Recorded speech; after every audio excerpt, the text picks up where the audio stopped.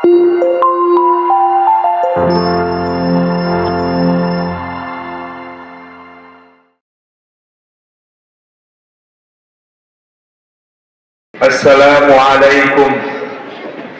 warahmatullahi wabarakatuh.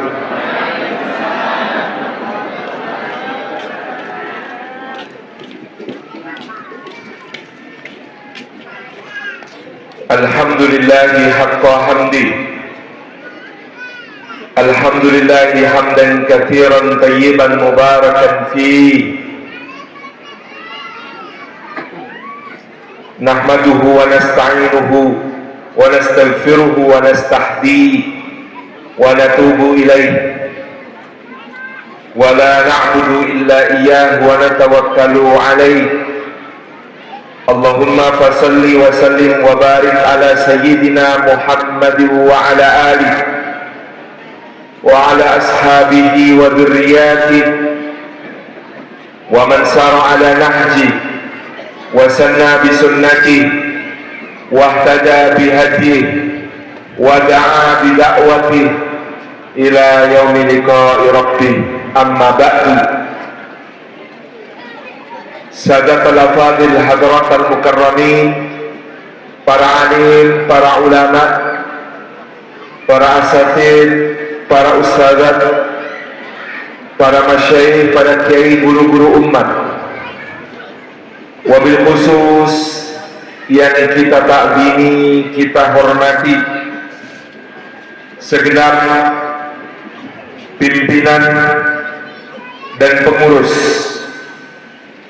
PDM Kabupaten Langkat beserta seluruh jajaran, yang kita takzimi pula pimpinan ranting Muhammadiyah Payamabar, yang kita takzimi beliau Bapak Rudi Al-Fahri Rangkuti selaku anggota DPRD Provinsi Sumatera Utara, wakil kita semua. Yang kita takzimi pula para tokoh masyarakat, para pimpinan lembaga dan ormas, para pimpinan tingkatan-tingkatan pemerintahan, dari mungkin yang hadir di sini ada para kepala daerah tingkat 7 alias para ketua RT, naik pula para ketua RW, yang terhormat Bapak Lurah beserta seluruh jajaran, Bapak Camat beserta seluruh jajaran, Bapak Babinsa Payamabar, mungkin hadir juga Bapak Babin Kamtipmas, para tokoh agama, tokoh masyarakat, sesepuh di wilayah Payamabar khususnya dan Langkat pada umumnya, juga para pendukung acara kita dari Rafi Herbalis pengobatan tradisional, dari Trans Family Bakery, dan yang paling istimewa selaku sahibul hajat, para kepala sekolah, guru, dan pamong keluarga besar SD Muhammadiyah Terpadu, SD Terpadu Muhammadiyah Stabat, juga para asatid dan santri Pondok Pesantren Ibadur Rahman, serta seluruh hadirin hadirat, muslimin muslimat, mukminin mukminat, sholihin sholihat, termasuk yang belum kawin maupun belum sunat. Puji syukur kita aturkan kehadirat Allah Subhanahu wa taala atas limpahan karunia-Nya. Pada pagi menjelang siang hari ini kita dihimpun di dalam majelis ilmu di dekat masjid rumah Allah yang tercinta ini. Maka mudah-mudahan setiap langkah yang kita tempuh hari ini, tiap tapaknya menggugurkan dosa-dosa kita, tiap tapaknya meninggikan derajat kita di sisi Allah Subhanahu wa taala, tiap tapaknya menjadi pemudah jalan kita semua menuju surga. dan duduk kita semua semoga termasuk taman di antara taman-taman surga, tempat Allah mencurahkan rahmatnya, menaungkan sayap-sayap malaikatnya, menurunkan sakinah ketentraman ke dalam hati setiap anggota majelisnya, dan Allah berkenan menyebut-nyebut nama kita semua dengan bangga pada makhluk-makhluk mulia yang ada di sisinya. Bapak Ibu hadirin hadirat yang dimuliakan oleh Allah Subhanahu wa taala, salah satu amanat untuk orang-orang beriman yang paling berat di dalam Al-Qur'anul Karim adalah firman Allah Subhanahu wa taala, A'udzu billahi minasyaitonir rajim. Bismillahirrahmanirrahim. Ya ayyuhalladzina amanu qu anfusakum wa ahlikum nara. Firman Allah Subhanahu wa taala, wahai orang-orang yang beriman, jagalah dirimu dan keluargamu dari api neraka. Waquduhan nas wal hijarah, yang bahan bakarnya manusia dan batu. Alaiha malaikatun ghiladun shidad, padanya ada malaikat-malaikat yang keras dan bengis. La ya'sunallaha ma amarahum, tidak pernah malaikat-malaikat itu mendurhakai apa yang diperintahkan Allah kepada mereka. Wa yaf'aluna ma yu'marun, dan mereka senantiasa melakukan apapun yang dititahkan Allah Subhanahu wa taala kepada mereka. Ketika Allah Subhanahu wa taala mengatakan qu anfusakum wa ahlikum nara, jagalah dirimu dan keluargamu dari api neraka, maka kita memahami betapa beratnya perintah ini. Pak, tugas berat kita bukan mencari nafkah, bukan bekerja sampai membanting tulangnya limu-limu, memeras keringatnya kering kerontang. Bukan itu tugas yang paling berat, tetapi Allah mengatakan jagalah dirimu dan keluargamu dari api neraka. Ibu-ibu pun demikian. Tugas yang paling berat bukan ngurus rumah, ngurus cucian, ngurus masakan, belanja ke pasar, ataupun pergi arisan, ngurusin PAUD, dasawisma, pengajian. Tetapi ketika Allah mengatakan qu anfusakum wa ahlikum nar, jagalah dirimu dan keluargamu dari api neraka. Tugas ini tidak dapat didelegasikan, tanggung jawab ini tidak dapat dilimpahkan. Mungkin kita berpikir yang mendidik anak kami biar para guru di SD Terpadu Muhammadiyah Stabat, di pesantren Ibadur Rahman, di lembaga-lembaga pendidikan yang sudah kami percaya dan sudah kami bayar iuran bulanannya. Tidak, barangkali mereka, para gurunya bisa menggantikan tugas untuk mengajar, karena kita tidak pandai mengajar ilmu pengetahuan alam, maka mereka yang mengajar. Karena kita tidak pandai mengajar matematika, karena bagi kita matematika makin tekun, makin tidak karuan. Maka kita serahkan anak kita untuk diajar matematika oleh mereka. Barangkali karena kita tak pandai mengajar mereka ilmu Al-Quran, tahsin tilawah, apalagi untuk setor hafalan, maka kita serahkan kepada guru-gurunya untuk bisa menjadi hafidh Quran. itu mungkin bisa didelegasikan tugasnya, tetapi tidak bisa dilimpahkan tanggung jawabnya, karena kelak yang akan ditanya tentang anak-anak kita adalah kita, dan tidak ada yang bisa mewakili untuk menjawabnya.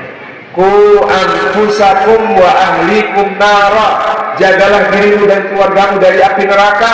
Sedangkan menjaga dari api neraka, bapak-bapak, ibu-ibu, dibandingkan memasukkan ke surga, mana yang lebih berat? Lebih susah mana? Jagalah dari api neraka atau masukkanlah ke dalam surga? Kenapa ayat ini Allah tidak mengatakan ya ayyuhalladzina amanu adkhilu anfusakum wa ahlikum jannah, masukkan dirimu dan keluargamu ke dalam surga? Kenapa Allah tidak mengatakan begitu? Kenapa Allah mengatakan ku anfusakum wa ahlikum nara, jagalah dirimu dan keluargamu dari api neraka? Karena kalau masuk surga, skenario-nya 3.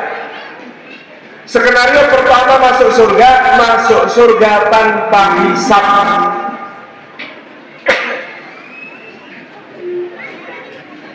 Masuk surga tanpa hisab karena sudah sangat besar kebaikannya, karena sudah sangat dahsyat pahala-pahalanya. Tidak perlu diaudit, tidak perlu dihitung, tidak perlu ditimbang, langsung masuklah ke dalam surga. Mudah-mudahan kita semua termasuk yang demikian. Mudah-mudahan kita termasuk orang yang masuk surga tanpa hisab, tanpa adab. Ini yang pertama.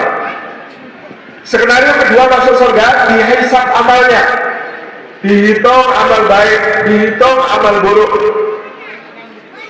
dihitung amal soleh, dihitung amal salah, ditimbang pahala, ditimbang dosa-dosa.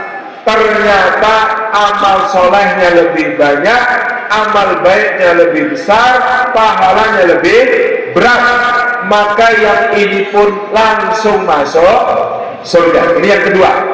Paling tidak mudah-mudahan kita termasuk yang demikian. Yang ketiga, masuk surga tapi ada transitnya. Kenapa? Ketika dihisab ternyata amal baiknya kalah dengan amal buruk, amal solehnya kalah dengan amal salah, pahalanya kalah dengan dosa-dosa, tapi dia masih orang beriman, maka dia berhak masuk surga. Tapi sebelum masuk surga dibersihkan dulu, disucikan dulu dari dosa-dosa dengan cara transit masuk neraka. Nanti kalau sudah agak kering kemeripi begitu ya, gosong-gosong sedikit, diangkat sama Allah, dimasukkan ke dalam surga, dimandikan di mata air surga, maka utuh jasadnya lalu masuk surga. Skenario yang ketiga ini meskipun akhirnya masuk surga, tapi transit dulu di neraka, mampir dulu ke neraka. Kalau Allah mengatakan adkhilu anfusakum wa ahlikum jannah, masukkan dirimu dan keluargamu ke dalam surga, maka skenario 1, 2, 3 masih termasuk. Tapi begitu Allah mengatakan ku anfusakum wa ahlikum nara, jagalah dirimu dan keluargamu dari api neraka, maka sesungguhnya Allah hendak mengatakan masukkan dirimu dan keluargamu ke dalam surga tanpa hisab, atau kalau dengan hisab maka harus kamu pastikan amal salehnya, amal baiknya lebih berat, lebih banyak, pahala-pahalanya lebih besar dari dosanya, sehingga masuk surga tanpa perlu disentuh oleh api neraka. Ku anfusakum wa ahlikum nar. Maka ketika kita menyadari betapa beratnya tugas menjadi orang tua ini, sesuai tema kita hari ini, harmoni keluarga untuk melahirkan generasi robbani, betapa beratnya itu Pertama-tama Bapak Ibu yang dirahmati Allah, yang penting untuk kita lakukan adalah memperbanyak doa untuk anak-anak kita. Karena kita tahu kita tidak bisa mengawasi anak-anak kita 24 jam, tetapi Allah bisa. Kita tidak bisa mendampingi anak kita 24 jam sehari, tetapi Allah bisa. Dan kita tidak bisa membimbing anak-anak kita 24 jam sehari, tetapi Allah bisa. Maka dari itu, sebaik-baik pendidikan bagi anak kita pertama-tama adalah sesering mungkin mendoakannya. Apa yang biasa Bapak Ibu baca untuk mendoakan anak-anaknya? Doa apa biasanya? Rabbana hablana min azwajina wa dzurriyyatina qurrata a'yun waj'alna lil muttaqina imama. Hafal semua? Barakallahu fikum. Boleh juga dengan doa Rabbi habli minas salihin. Boleh juga dengan doa Rabbi habli min ladunka dzurriyyatan thayyibah. Ya, dan doa-doa yang lain yang bisa kita pilih. Intinya perbanyak doa-doa itu untuk anak kita. Jangan kikir untuk mendoakan anak-anak kita, karena kata Rasulullah SAW, doanya orang tua untuk anak-anaknya seperti doanya para nabi untuk umatnya. Jadi doanya orang tua untuk anaknya seperti doa para nabi untuk umatnya. Artinya doa itu mustajab. Artinya doa itu mendapatkan perhatian dari Allah. Artinya doa itu dikabulkan oleh Allah Subhanahu wa ta'ala. Di dalam doa yang kita sebut di awal misalnya, Rabbana, duhai Rabb kami, hablana, anugerahkanlah kepada kami, min azwajina, dari pasangan kami, wa dzurriyyatina, dan anak keturunan kami, qurrata a'yunin, mereka menjadi penyejuk mata bagi kami, waj'alna, dan jadikanlah kami ya Allah, lil muttaqina, bagi orang-orang bertakwa, imaman, sebagai pemimpin. Doa ini doa yang sangat istimewa. Kita itu boleh berdoa kepada Allah langsung dengan fi'il amr, langsung dengan kalimat perintah, karena Allah suka kalau diminta, karena Allah senang kalau kita berdoa kepadanya, karena Allah bahagia kalau kita bermunajat memohon hajat-hajat kita kepadanya. Tapi doa ini diucapkan dengan sangat santun, dicontohkan oleh para ibadur rahman di dalam surat Al-Furqan.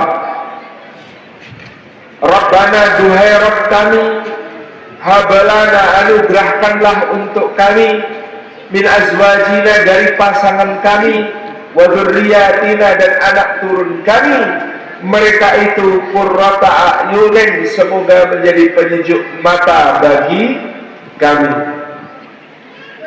Dulu guru kami, Allahu yarham, Kiai Haji Muhammad Zar'an, kalau ada santri, kalau ada murid nakal, maka beliau tidak menyalahkan itu anak, beliau tidak menyalahkan itu santri, beliau tidak menyalahkan itu murid, sambil beliau elus-elus, nak sabar ya nak, bapak ibumu kurang Rabbana hablana. Jadi si anak ini malah kemudian disabarkan oleh si kiai. Kata kiai, sabar ya nak ya, bapak ibumu yang kurang Rabbana hablana. Karena itu penting untuk selalu mendoakan dengan doa ini, supaya anak kita, pasangan kita, semuanya menjadi penyejuk mata. Apa itu penyejuk mata? Apa itu qurratu a'yun? Sebagian ulama memberi catatan, menyebut qurratu a'yun itu seperti menyebut sholat khusyuk. Bapak Ibu, apa artinya sholat khusyuk? Kalau sholatnya khusyuk berarti toharohnya beres, wudhunya beres, dari sejak membasuh telapak tangan, berkumur, membersihkan hidung, mencuci muka, sampai nanti terakhir kaki dilakukan sesuai sunnah Nabi, membaca doa, dan kemudian suci badan, pakaian dan tempat, suci dari hadas dan suci dari najis, menutup aurat dengan sempurna, menghadap kiblat, bertakbiratul ihram dengan mengagungkan Allah, lalu kemudian bersedekap, membaca doa iftitah dengan penuh penghayatan, membaca surat Al-Fatihah sambil merasa sedang berbincang-bincang dengan Allah, karena Allah menjawab semua bacaan kita dalam suratul Fatihah. Membaca surat pendek, rukuk dengan tumakninah, sempurna lurus punggungnya, iktidal, tegak kembali, menghayati bahwa Allah mendengar doa-doa kita, sujud merendahkan diri di hadapan Allah, memohon pinta yang sedalam-dalamnya, karena itu saat terdekat seorang dengan hamba, seorang hamba dengan Rabbnya. Di dalam sholat itu tidak membisik-bisikkan sesuatu, tidak mengobrol dengan dirinya sendiri, karena Rasulullah SAW bersabda, aku jamin surga bagi orang yang sholat dan dia tidak membisikkan sesuatu ke dalam dirinya. Apa contoh membisikkan sesuatu di dalam sholat, Pak? Ketika lupa naruh kunci, Allahu Akbar, aku tadi masuk rumah, setelah masuk rumah langsung kebelet pipis ke kamar mandi. Allahu Akbar, dari kamar mandi aku terus ke ruang makan, ambil minum karena haus. Sami Allahu liman hamidah, sehabis minum lalu nonton TV. Nonton TV-nya 1 jam, habis nonton TV kemudian sarapan. Terus begitu sampai ketika Allahu Akbar tahiyat akhir. Oh iya, tadi itu tak taruh di cantelan dekat TV. Assalamualaikum, assalamualaikum, langsung ketemu. Nah, ini termasuk membisikkan sesuatu di dalam sholat. Tapi orang yang sholatnya khusyuk tidak demikian. Dia hayati semua bacaan sampai salam, dan akhirnya sholatnya khusyuk. Sholat itu diterima oleh Allah. Jadi kalau kita menyebut satu kata saja, sholat khusyuk, maka semua kebaikan tadi ada di dalam sholat. Sama dengan mengatakan qurratu a'yun, maka semua kebaikan itu ada di dalam keluarga kita. Qurratu a'yun itu berarti hatinya ridho, qanaah kepada Allah, beriman dan bertakwa, bertawakal kepadanya. Qanaah itu berarti seluruh anggota badannya bergerak dalam ketaatan, bergerak dalam amal soleh, bergerak dalam ibadah kepada Allah. Qurratu a'yun itu berarti akhlaknya mulia, adab-adabnya terjaga, sopan santun, baik hati, tidak sombong, dan gemar sedekah. Semua kebaikan ada pada orang yang disebut sebagai qurratu a'yun. Ini bapak-bapak juga begitu, perbanyak baca doa qurratu a'yun, maka istrinya akan bukan hanya tampak wujud dunianya saja, tetapi juga proyeksi surgawinya. Kalau memperbanyak doa qurratu a'yun, maka istri kita akan tampak proyeksi surgawinya. Proyeksi surgawinya macam apa, Pak? Kata Ibnu Qayyim Al-Jauziyah, wanita solehah yang masuk surga, maka dia 70.000 kali lipat lebih cantik daripada bidadari yang paling cantik. Meskipun Sekarang ketika bapak berdoa, ya Allah Rabbana hablana min azwajina itu, maka akan tampak proyeksi surgawinya 70.000 kali lipat lebih cantik daripada bidadari yang paling cantik. Hanya saja sekarang sedang menyamar. Ketika dia menyamar, samarannya sempurna, ada keriput-keriputnya, ada jilbabnya tidak simetris, ada dasternya itu talinya tinggal selaput-selaput benang, bolong tambalan di 7 tempat, nodanya lengkap, ada saus, ada kecap, ada minyak jelantah, ada oli. Subhanallah. Tetapi kita bisa tahu inilah yang menyejukkan kita, karena kelak 70.000 kali lipat lebih cantik daripada bidadari yang paling cantik. Ibu-ibu juga begitu. Kalau banyak berdoa Rabbana hablana, maka suaminya bukan cuma tampak wujud duniawinya, tetapi proyeksi surgawinya. Karena nanti lelaki yang masuk surga, kata Rasulullah, akan dibangkitkan dalam paras wajah setara Nabi Yusuf alaihissalam. Ini bapak-bapak ini meskipun jenggotnya tebal sebelah, meskipun jerawatnya bupeng-bupeng banyak, tapi nanti kalau masuk surga setara Nabi Yusuf. Dipandang-pandang bikin miris jari tidak terasa. Usianya seperti usia Nabi Isa ketika diangkat ke langit 33 tahun. Luar biasa, Bu. Hanya sekarang sedang acting, suka bikin jengkel. Kalau mandi, habis mandi anduknya taruh di atas kasur. Kalau ngambil baju di lemari, yang diambil baju bagian bawah tumpuan atasnya berantakan semua, tidak dikembalikan. Begitu juga, Bu, suaminya. Subhanallah. Tenang, Bu. Sementara insya Allah nanti kalau masuk surga setara Nabi Yusuf. Ini karena doa qurratu a'yun, masya Allah. Semua godaan di luar sana akan apa, Bu? Akan tetap ada. Tetapi dengan doa ini insya Allah kita dikuatkan. Karena kalau cari yang cantik, Pak, tiap hari muncul edisi baru, Pak, yang cantik itu. Kalau cari yang gagah, tiap hari muncul edisi baru yang gagah. Tetapi karena doa inilah kita tahu yang dianugerahkan Allah kepada kita adalah yang terbaik untuk menjadi pasangan kita, bukan cuma di dunia tapi nanti sampai ke surga insya Allah.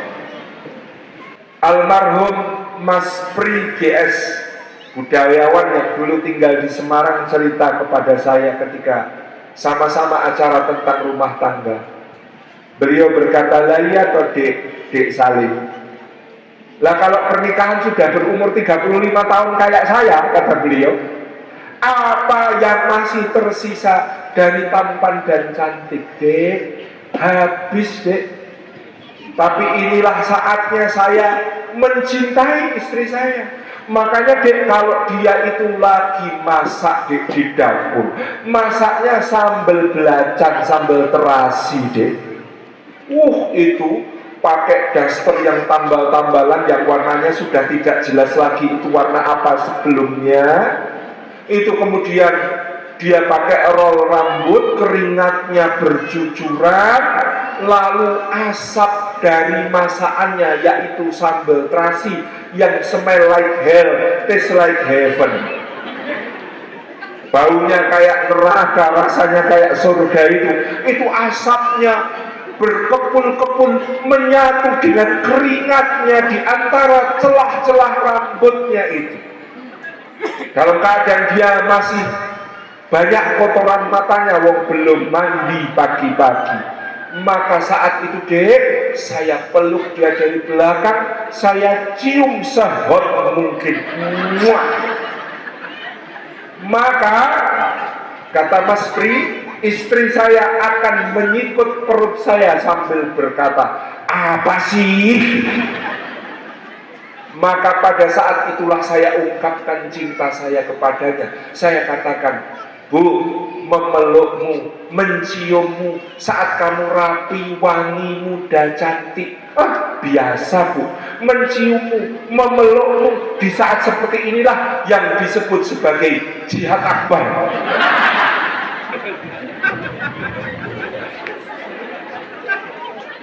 Inilah kita berjuang untuk harmoninya keluarga. Mas Priges cerita lagi, demikian pula sama anak Dek Salim. Saya sabar.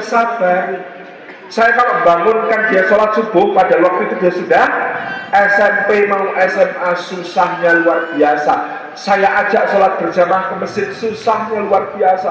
Tiap kali ngetuk pagi-pagi pintu kamarnya itu sambil saya sholawatin, Allahumma sholli wa sallim wa barik ala sayyidina Muhammad wa ala alihi wa sahbihi ajma'in. Tok. Sudah sholawat 3 kali belum bangun juga Dek. Saya buka pelan-pelan pintunya, saya masuk, saya elus-elus rambutnya sambil sholawat lagi. Allahumma sholli ala sayyidina Muhammad wa ala alihi wa sahbihi ajma'in.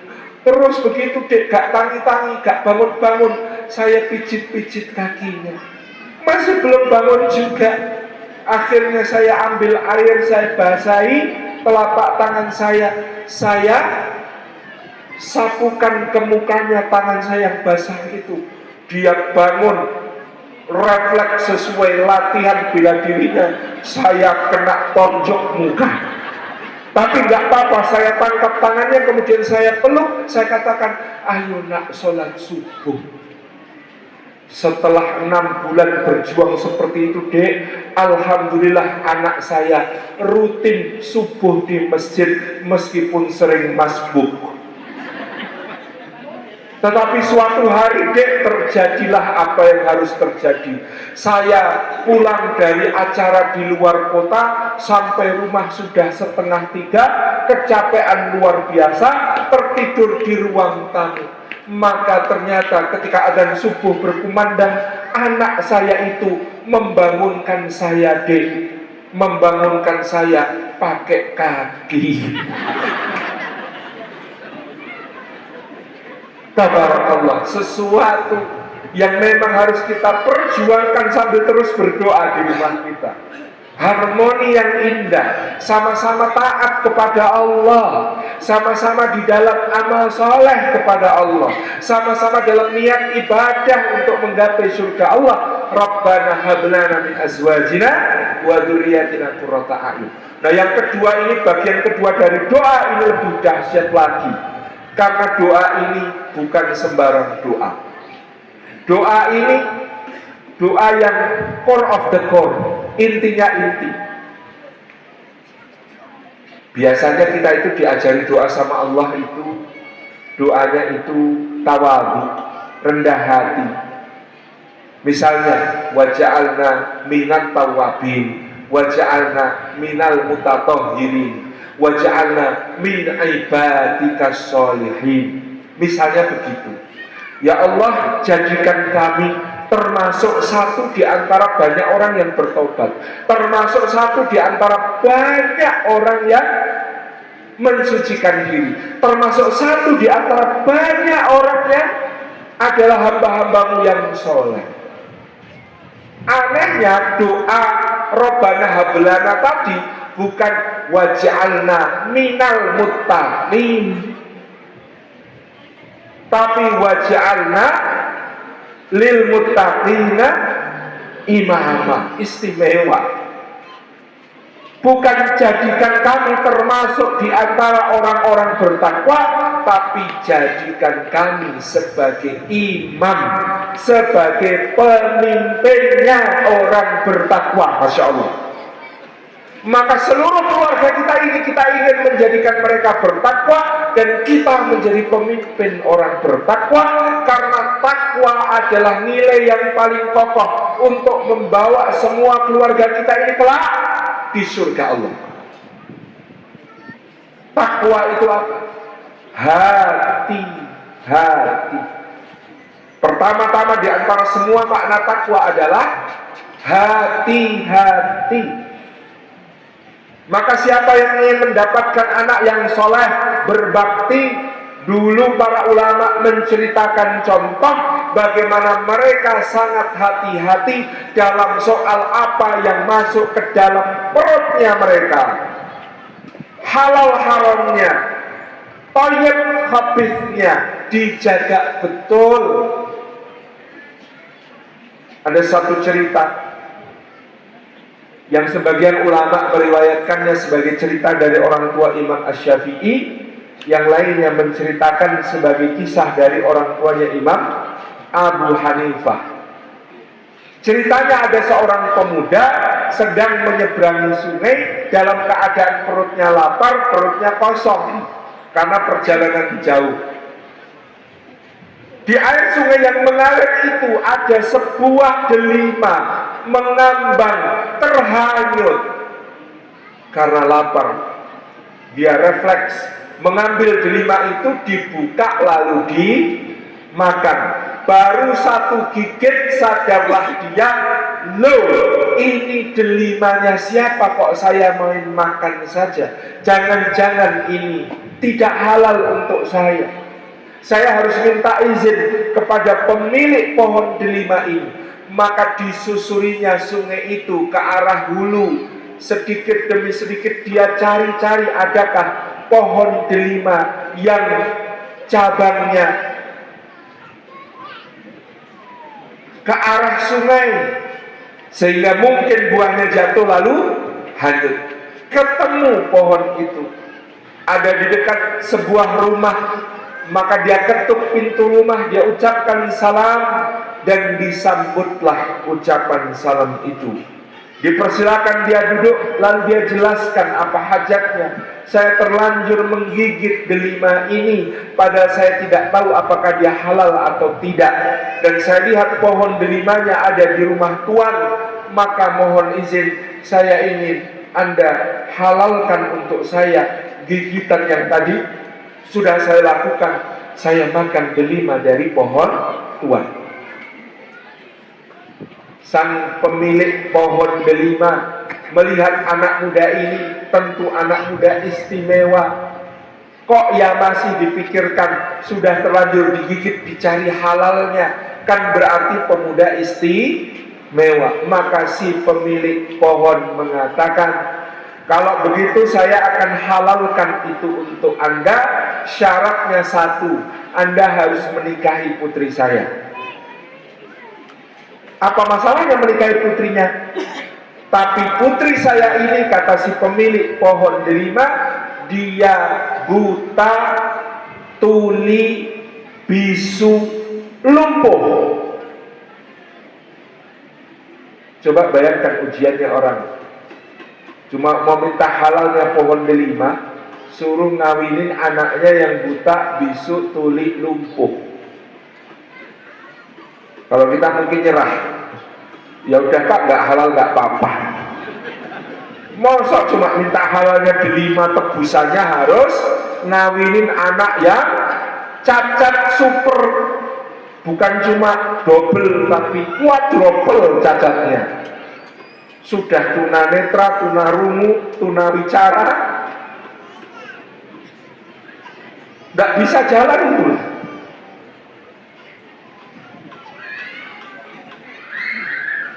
Tapi orang itu demi halalnya apa yang masuk ke perutnya, maka dia berkata siap insya Allah.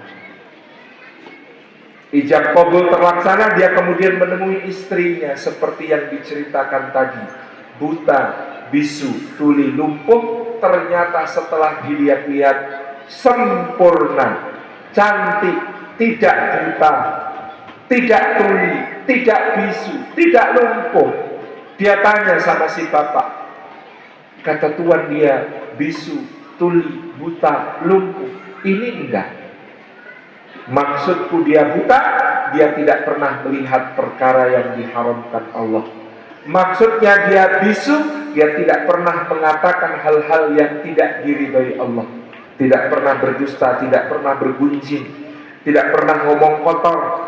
Dia juga tuli karena tidak pernah mendengarkan ucapan yang sia-sia ataupun yang jelek-jelek, dan dia lumpuh karena dia tidak pernah pergi menuju ke tempat-tempat kemaksiatan.